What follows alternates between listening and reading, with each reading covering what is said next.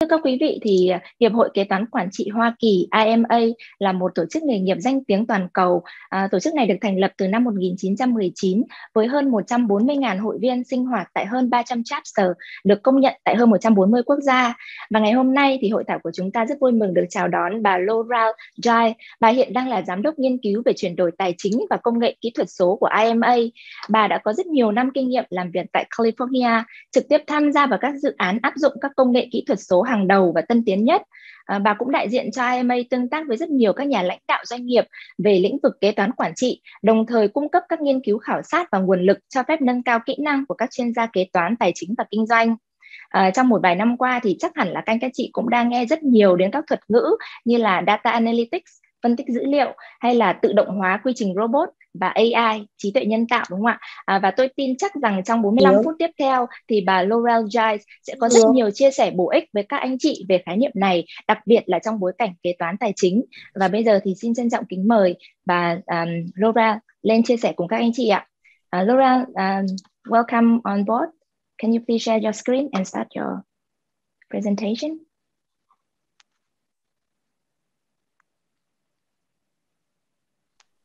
Thank you. Can you hear me? Yeah, we can hear you. Perfect. All right. So again, very excited to be here. I am Loreal Jiles, and I am the Director of Research for Digital Technology and Finance Transformation at the Institute of Management Accountants. Welcome on board, and can you please share your video so that the audience can see you as well? Yes, I thought it was shared. Thank you. So my video is shared.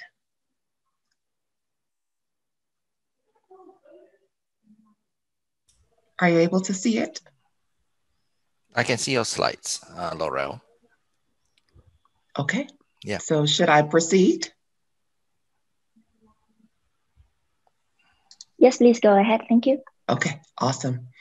All right, so again, from IMA, I am the Director of Research for Digital Technology and Finance Transformation. I have been with IMA for the past year, and prior to that, I worked for about 15 years in the energy industry, and that was at BP, at British Petroleum. I worked in several financial reporting and accounting roles, and then transitioned my career there into the digital technology space, as that's where the future of our profession resides. The last role that I had at BP was leading a robotic process automation implementation for their finance organization globally. So what I'll share with you today, as was spoken about just a few minutes ago, we'll speak first about digital technology in finance and accounting, where we've come from and where we are today. We'll do a bit of a deep dive into three specific technologies: robotic process automation, data analytics, and data visualization. And then we will speak about how accounting and finance professionals can deliver value with digital skills. So I like to start with the slide that you see here on the screen as a bit of a reflection of where we've come from. So it gives this view of most of us haven't touched these types of devices in quite some time, but I believe it gives us an appreciation for the progress that's been made over recent decades. This slide reflects digital tools of yesterday. So when I started at BP about 15 years ago, I used the calculator that you see on the screen. My laptop looked similar to the one that's on the screen there. I worked on a desktop that you see in the upper left-hand corner, and I also used SAP on those devices. So that's what I believe are digital tools of yesterday. When we talk about the digital tools of today and where we're going, we have applications that can be used on laptops, on portable tablets, even on your smartphone. And where we're progressing now are we have digital coworkers, and those digital workers that sit on the team with us for all practical purposes are able to execute tasks that we are also able to execute. So I think as we shift gears here, And then we start talking about the broader picture. So in 2019, the IBM Institute of Business Value published the report, The Enterprise Guide to Closing the Gap, in which it indicated a staggering 120 million workers in the world's 12 largest economies may need to be retrained or reskilled in the next 3 years. And that's directly as a result of intelligent or AI-enabled automation. Perhaps more astonishing is how ill-prepared executives believe their countries and businesses are to offer the development that millions of workers will require. So as CFOs implement plans to prepare their teams for the future, finance and accounting professionals are under pressure to enhance their value offering, to reduce cost for the function broadly, and to acquire new skills. Emerging digital technologies are providing the finance and accounting function with a path toward fulfilling these obligations while meeting business demand for advanced analytics, efficient operations, strategic decision support, and the digital technologies we will discuss today present clear and sustainable avenues toward a transformed finance function and profession. In a joint survey of finance and accounting professionals conducted by IMA and Deloitte, where we examined the workforce of the future and how it will be shaped by technology, talent, and automation, nearly 76% of respondents felt their accounting processes were less than 75% automated. So that means there's a lot of room for improvement because a lot of the work that we're still doing today is manual. When asked how they are expecting the type of work within finance to change, more than 90% of respondents indicated they feel the level of transactional processing will either somewhat or significantly decrease and become more analytical over the next 5 years. So if we take a complete view of the state of the profession, there's an evolution toward modern finance. And with modern finance, we're on that evolution or that transformation because businesses that we support are demanding more. And that demand results in us needing to have new skills and capabilities. And those skills are higher end value add analysis, as was spoken about a few minutes ago, strategic decision support, and then the focus of today's discussion, digital competencies and capabilities. Advances in technology are supporting and enabling that transformation of our function. When we think about the role of technology, there's a shift from outsourcing to automation first. In many instances, digital workforce is performing more and more tasks as we bring artificial intelligence into the fold, and non-IT professionals can automate. So it transforms the way that we deliver value. I didn't have an IT background. My background was in finance and accounting, but because of the advances in technology, it wasn't terribly difficult for me to pick up digital skills. And that's ultimately my encouragement to each of you today. The technologies that we as finance and accounting professionals should be aware about are robotic process automation, data analytics, data visualization, which are the ones that I'll cover in this session. We also need to be aware of artificial intelligence and machine learning, which will have a great impact over the long term for our profession. So we'll start with robotic process automation.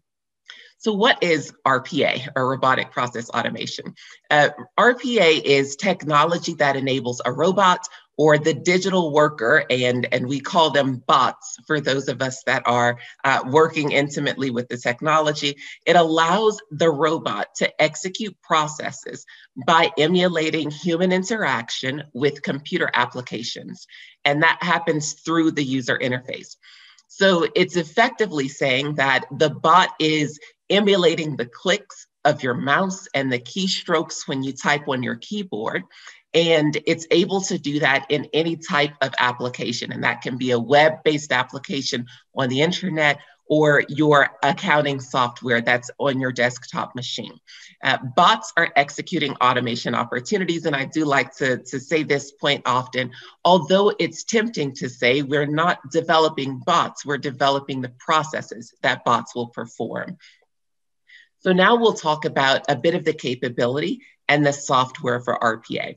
So RPA, again, mimics the clicks and the keystrokes of a human user, and that's while leveraging process documentation. So if you think about performing a task as a finance and accounting professional, you have process documentation that tells you what you should do.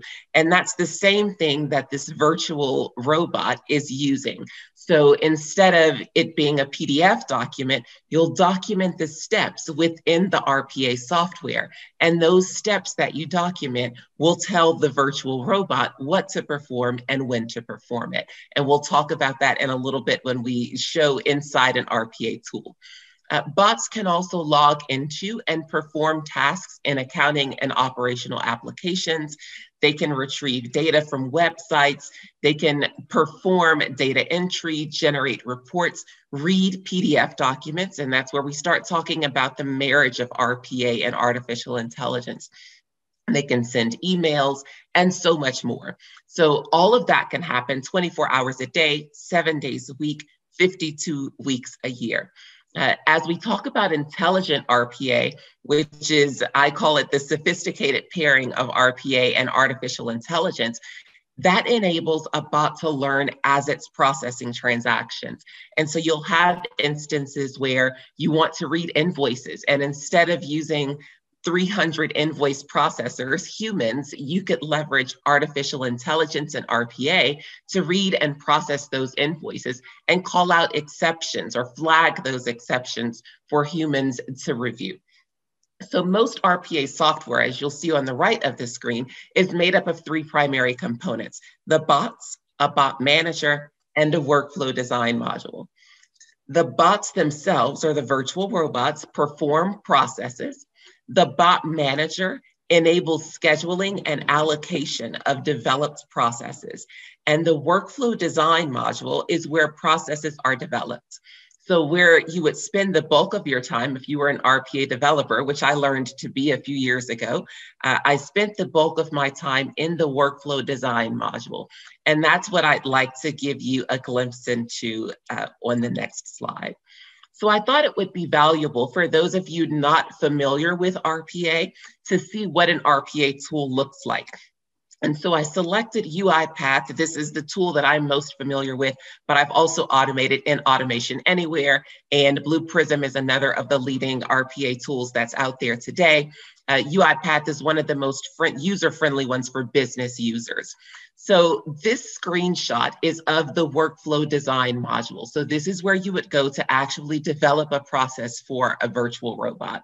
And what you'll see in the center of the screen there, the center is where you're actually documenting the process, or you're documenting the steps that the virtual robot would need to perform.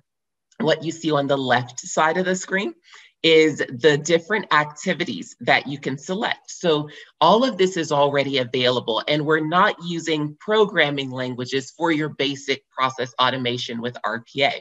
So examples that you would see over to the right in the activities pane would be items like click or double click. And so if I want to be able to click something on the screen, then I would drag over the click button, and I'll drag over that activity into the center of the screen so that I can tell the robot, at this point, I want you to click something, and then I'll indicate what that thing is I want it to click.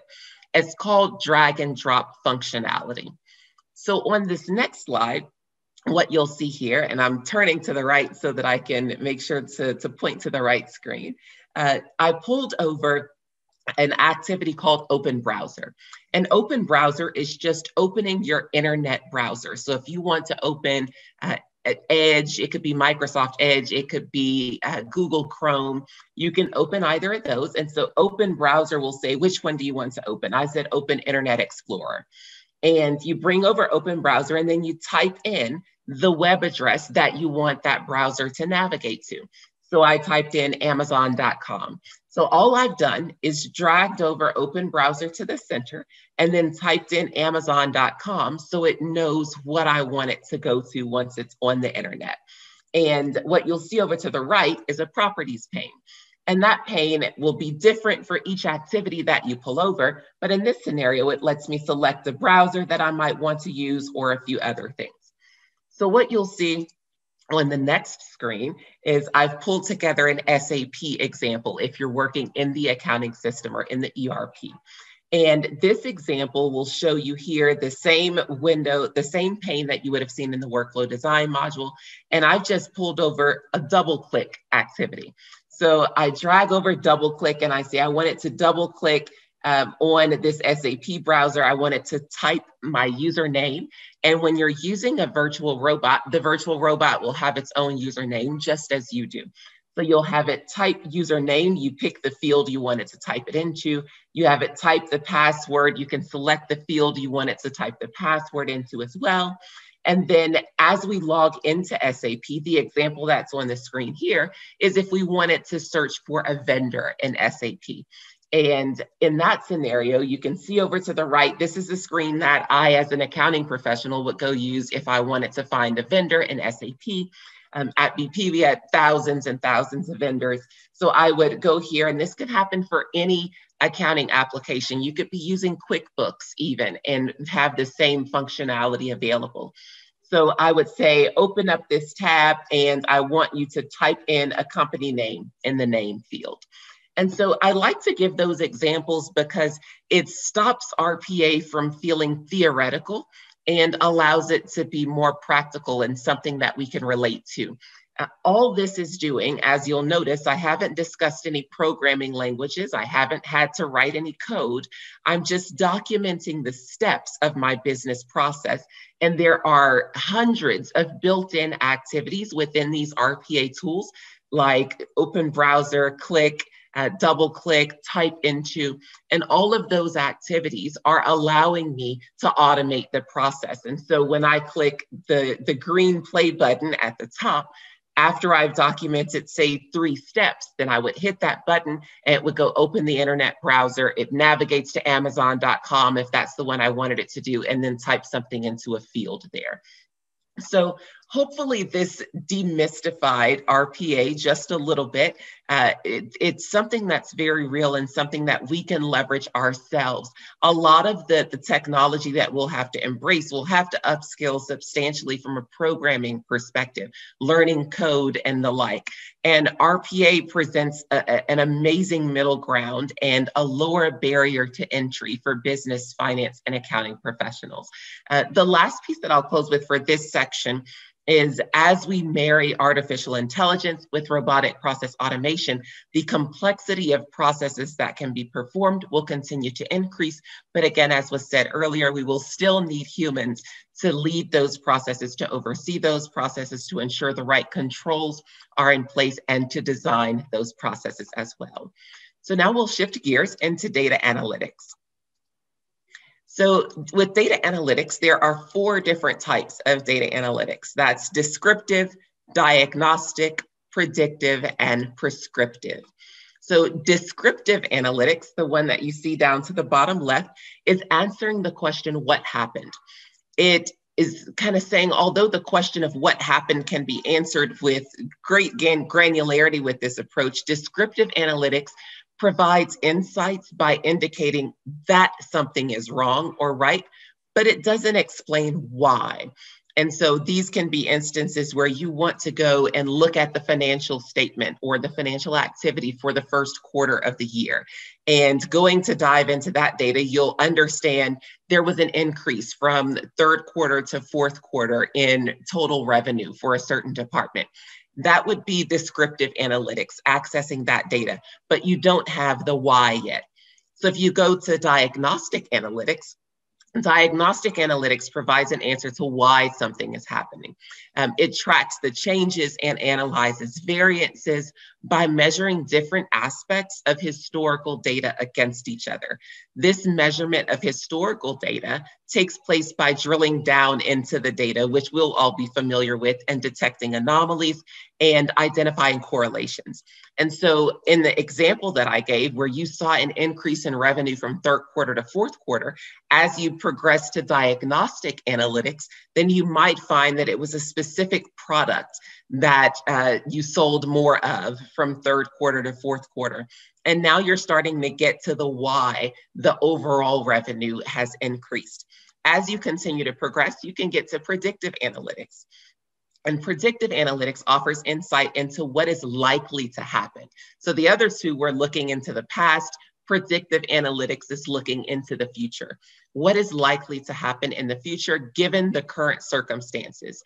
So this would be informed by the findings of descriptive and diagnostic analytics, and it can marry artificial intelligence and big data to forecast future trends. So this is accomplished through analytical models or algorithms, machine learning, among other technology advances. And so again, to revisit our example, if I first with descriptive analytics identified that the revenue increase, total revenue increase from third quarter to fourth quarter, I go to diagnostic analytics and find out that it was a very specific product that increased, and I understand why that specific product drove the revenue increase. When I go to predictive analytics, I'll start saying, given the circumstances and what happened in the third quarter and the fourth quarter, do I expect those circumstances to be the same going into the first quarter of the next year? And so that's where predictive analytics comes in.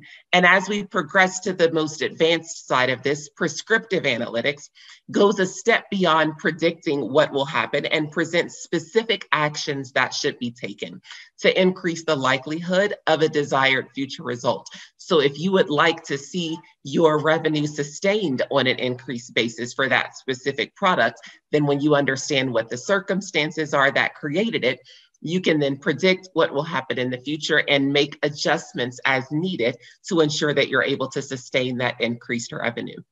And so critical decisions arise from the analysis that you get out of prescriptive analytics. This is why we ultimately become data scientists, if you will, or a hybrid. And that's because we want to be able to support the decisions, the strategic decisions that our businesses and business leaders are making today. So as we continue a bit further with data analytics, I thought it would be interesting to share how data analytics has been leveraged through COVID-19. And this will hopefully demystify data analytics a bit and then speak about some real world examples that do exist today. So healthcare, I'll give just a bit of a high level overview there and try to spend the bulk of the time here in the finance and accounting examples. But with healthcare, medical imaging is one of them. So in the earlier days of the pandemic, China faced a shortage of qualified imaging doctors, and they needed to be able to perform COVID-19 diagnoses through review of CT features of the lungs, primarily due to the rapidly evolving nature of the disease. They were able to use artificial intelligence, so this was computer vision, and those AI techniques were leveraged to accurately and repeatedly produce the results that were needed in seconds. So then you went from needing a doctor to be in the room to review all of the detail from the scans, and that might take a certain number of minutes, to artificial intelligence is able to produce those results within seconds. And then a medical professional is just confirming them. Other healthcare examples, new drug development, of course, with the vaccines that people have been looking at, as well as things for treatment, combating misleading information. Social media companies like Twitter used deep learning algorithms to separate reliable and authoritative sources from unreliable ones to reduce the spread of misinformation. And then modeling infection severity. And this one I think is particularly interesting, and we often see it when we see the large map on the screen. And so because there weren't enough resources in the earlier days of COVID-19 for everyone to get tested regularly, then it became critically important to gain more information about the possible outcomes of the spread of the disease, to make a best effort at allocating medical resources appropriately. And so that infection risk and severity risk and outcome risk, all of that came as a result of data analytics. So now if we look at finance and accounting examples during the pandemic, finance functions across the globe have played a critical role in their respective organizations' recovery. So informing key business decisions through insights that were derived from data analytics, finance teams have leveraged their access to financial and non-financial data. And they were able to do that and enable their organizations to better manage cash flow, to identify the top products that they had that were still viable during the pandemic, given the new economic circumstances, to forecast demand, assess employment levels and figure out if different decisions needed to be made there, and evaluate financing and investment options. And that's just to name a few. So data analytics has proven invaluable for finance and accounting professionals throughout the pandemic to allow or enable our companies to pivot. And that's what we can do in and outside of times of crisis. So this same support is needed outside of a pandemic because the world or the pace of change and business is accelerating constantly. And the last example that I'll share is on the retail side. So historically, believe it or not, the retail industry has had the greatest access to data. So there's historically been a ton of data that they had access to, but the data became less relevant when the pandemic started because the people that used to buy or the customers that they used to have may be different because their circumstances are changed. There are other instances also where if everyone could press mute, please, on their phone. But there are other instances also where they have to leverage the data from their new customer base, so the people that are buying during the pandemic, and figure out how to adjust without having brick and mortar or physical locations. So as we talk about how we can use some of those skills from a data analytics perspective, the future of our profession will be determined by the extent to which we collectively embrace data analytics. Gaining basic data analytics skills will benefit you well beyond strengthening your ability to lead more in-depth analytics efforts within your organizations. So from a qualitative perspective, work toward answering the question that is posed by the business. And if we work toward that, that'll help develop the critical skill of identifying what question truly needs to be answered by the data. So sometimes the business wants to know, how do we increase revenue? That's a broad question, but you need to figure out then which aspects of the data need to be analyzed to be able to support in that decision. Should we continue a certain product line or service line? And those types of things are how we support the business from an analytics perspective. Follow the path that the data leads you on. So remain curious, just as we would with an audit or variance analysis. When the data shows you something interesting, keep digging. The second piece of that is consider learning to code. And this takes it a step beyond the robotic process automation scenario where you don't have to know as much programming language, but consider learning how to code.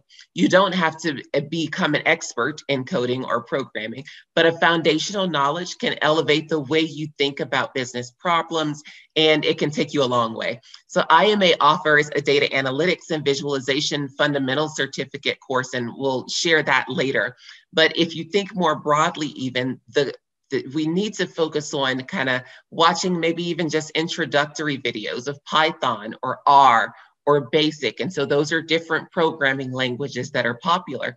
And that's just to establish a baseline in data analytics. The last one that we'll focus on will be data visualization. So there are two types of data visualization: exploratory and explanatory. When to use each is determined by the reason for preparing the visualization. So exploratory visuals are used when you are unsure about what lies beyond the data, or to answer what, when, why, and how questions. For instance, how does sales revenue change over time? If you observe patterns of seasonal revenue increases, then you might ask, when does sales revenue tend to increase?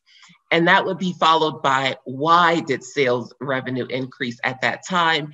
And what do those results mean? So all of those questions are answered through exploratory data visualization.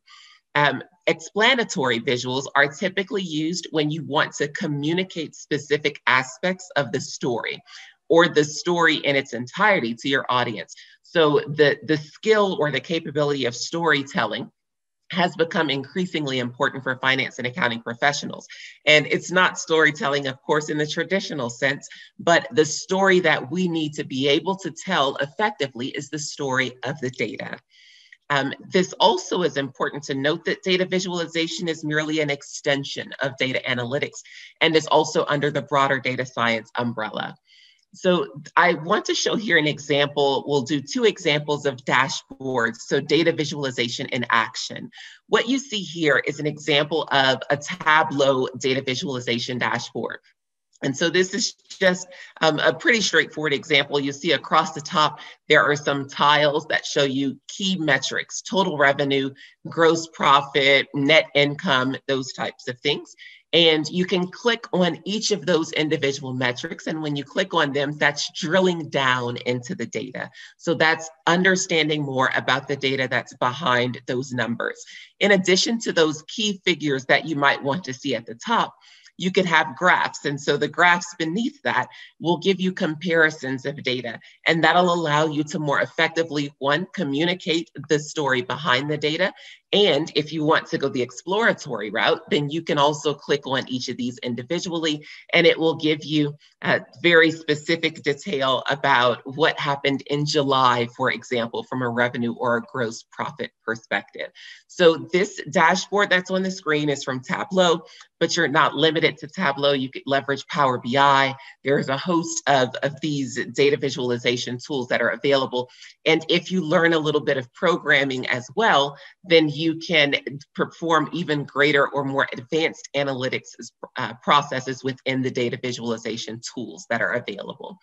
The next one that I wanted to share goes back to the COVID-19 example. So I pulled this, I think, from late October, fortunately or unfortunately, I could say, when the number of cases was significantly lower at that time. And at this time, we thought it was significantly high.